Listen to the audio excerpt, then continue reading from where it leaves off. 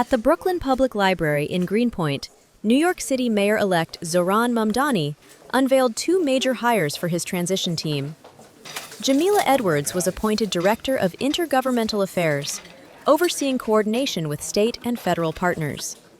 Catherine Almonte was named Director of the Mayor's Office of Appointments, managing key city selections.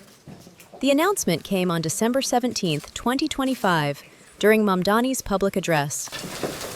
Jahmila Edwards will serve as the Director of Intergovernmental Affairs, and Cat Almonte will serve as the Director of the Mayor's Office of Appointments. New Yorkers have entrusted us with a responsibility. They voted for an administration that will work every day to make our city affordable and safe, to make the work of government efficient and excellent. I'm excited to work with her to develop out a plan where we can utilize my relationships and my skills, but also ensure that we build upon them such that they are not the limit of what we can do as a city government. And when you think about the campaign that we ran, which had three core policies, two of them will require a sustained partnership with Albany in making buses fast and free and delivering universal childcare.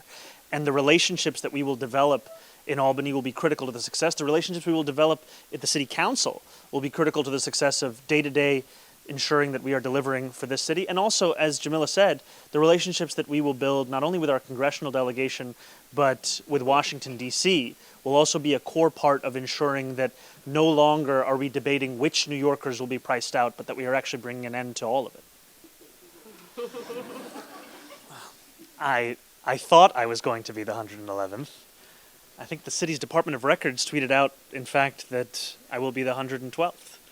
And I am excited to be whichever mayor it is, because I think the most important thing is that we deliver for New Yorkers. And this is an immense opportunity that all of us have been given. And just to bring it back to the two incredible women standing alongside me, the team that we are building is one that ensures I wake up every day excited by the opportunity we have, as opposed to anxious for the responsibility that we will have. And that's in testament to the work that they have done and the work that they will do. I trust that tweet and the city.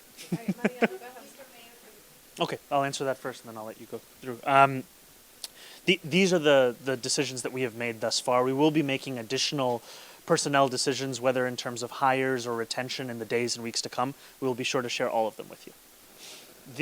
There will be announcements for all of these positions.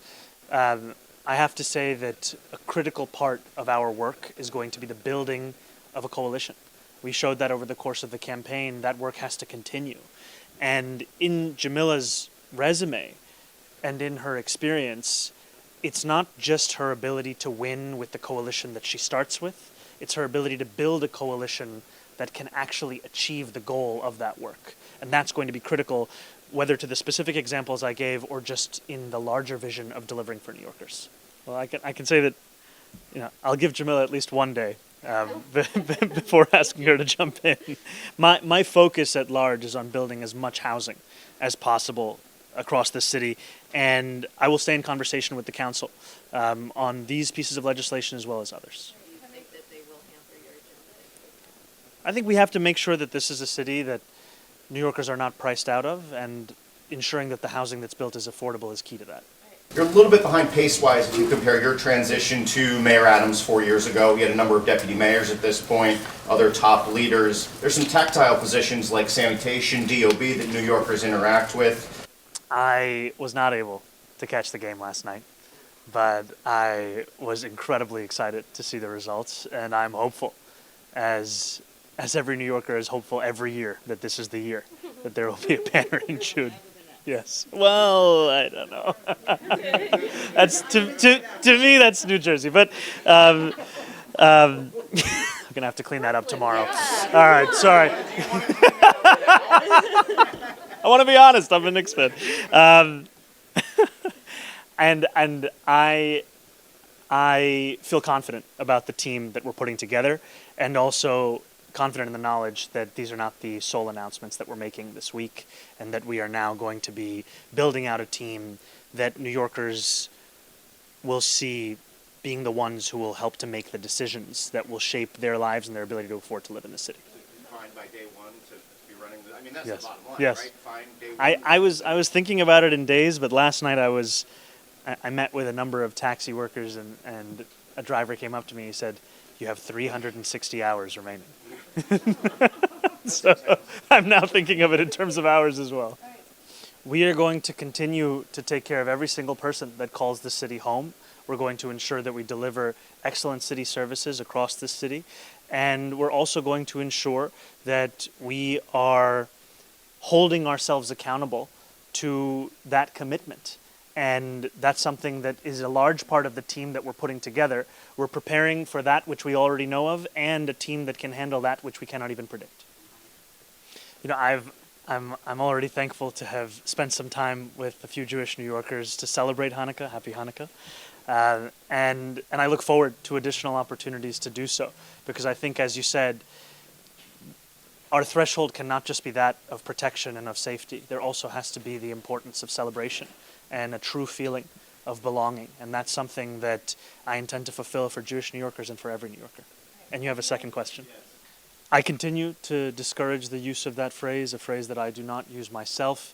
And I continue to focus on the work at hand of keeping Jewish New Yorkers safe in the city.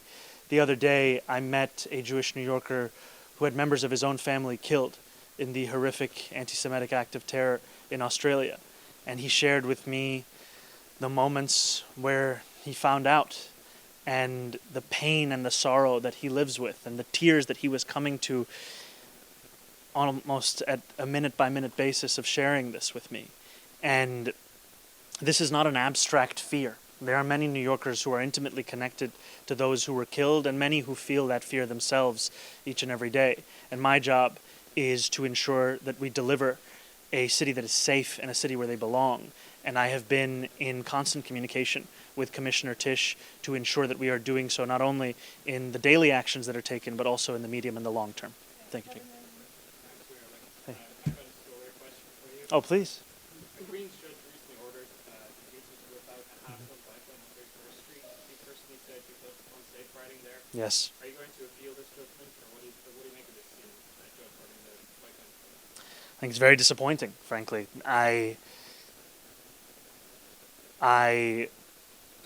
Whenever I had a choice, I would not bike on 31st Street because of a fear for my own safety. And it's not because of a lack of space, but it's because of a lack of protection for cyclists. And I think that we all know in this city that paint is not, in fact, protection. And it is critically important to ensure that whatever method of travel a New Yorker uses, whether they are walking, biking, using public transit, or driving, that they be safe doing so. And my DOT is going to be one that looks to deliver on that directive. We have to take these estimates very seriously, and we have to plan for every possible fiscal reality. And I'm looking forward to having a budget process that is honest, as opposed to one that is more characterized as if it is a game. You know, we are here in a library where for so long these very workers have had to advocate for their very existence, as opposed to advocate for the services that they would like to provide in addition to the ones they already do. And it is critically important in our politics that we not only protect New Yorkers from cuts that are being proposed, whether at the federal level or here with the prospect of these kinds of deficits, but also have a vision that goes beyond what we have today. And doing these two things in tandem, it is going to be difficult, but it is necessary. And frankly, it is part of why we need such a skilled team in the work of intergovernmental affairs, because it will require the not only sustaining of political will that we have, but also the expansion of the coalition that we have built. You're not going to have to backtrack this. I do not intend to.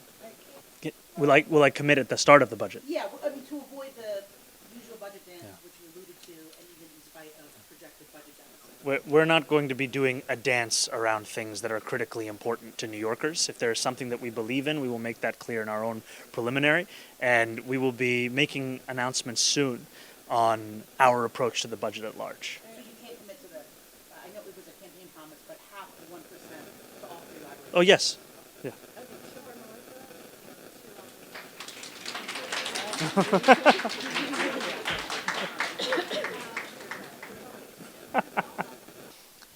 think I would ensure that I am having meetings with Jewish leaders across both the political and the geographic spectrum. I think too often in politics there's a temptation to only meet with those you already agree with. And that's where you will in fact find so many of the ideas that are necessary. And what has been made clear to me time and time again from a number of Jewish leaders, from a number of rabbis I've sat with, is yes, they have concerns and thoughts and hopes and fears of what it means for their congregants as Jewish New Yorkers, and also that their concerns extend beyond just those that they face innately as Jewish New Yorkers. I was in a meeting with rabbis the other day where the importance of child welfare was being underlined, the importance of immigration advocacy was being underlined. I think, Jacob, you might have been the one who had shared this poll over the course of the campaign that showed of the top concerns of Jewish New Yorkers, the first 3 were variations of affordability, and number 4 was discrimination, and the importance of addressing all of these things together.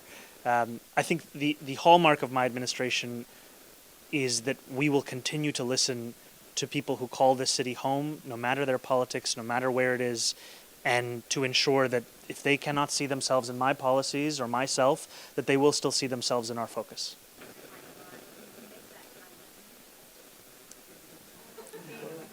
We'll do one question. And the answer is yes. Yes. We're going to be announcing the 2 of them in different positions every day for 2 weeks. No, we will have additional announcements to make. Yeah, I'm sorry, guys.